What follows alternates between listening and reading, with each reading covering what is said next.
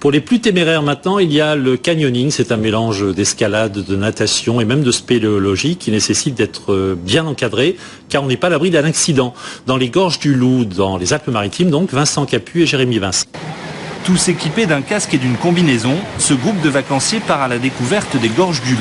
Avant d'entamer la descente, il faut se tremper, l'eau n'est qu'à 13 degrés, et surtout écouter les recommandations du moniteur. Et ce qui est important, c'est quand vous arrivez dans l'eau, vous arrivez le plus droit possible. N'arrivez surtout pas assis, ne subissez pas le saut.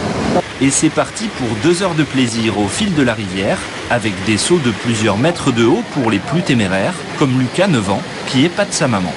L'eau, les sensations, la découverte avec les professeurs, être avec mes enfants, qui assurent plus que moi.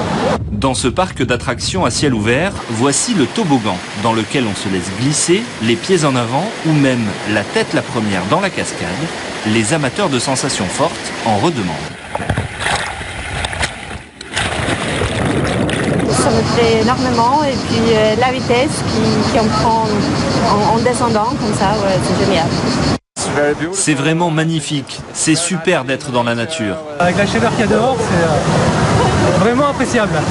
L'activité est ludique, elle est surtout très encadrée. Dans un canyon, la sécurité est primordiale, les accompagnateurs prennent un maximum de précautions. On vérifie justement qu'il n'y ait pas des orages prévus. Tous les ans, on repère les sites, on vérifie que justement les sauts soient possibles, les toboggans soient possibles. On vérifie les amarrages, on vérifie énormément de choses pour que l'activité se passe bien. Le canyoning permet enfin de découvrir des paysages uniques, des coins de nature difficilement accessibles autrement que par l'eau, une carte postale rafraîchissante et un très beau souvenir de vacances.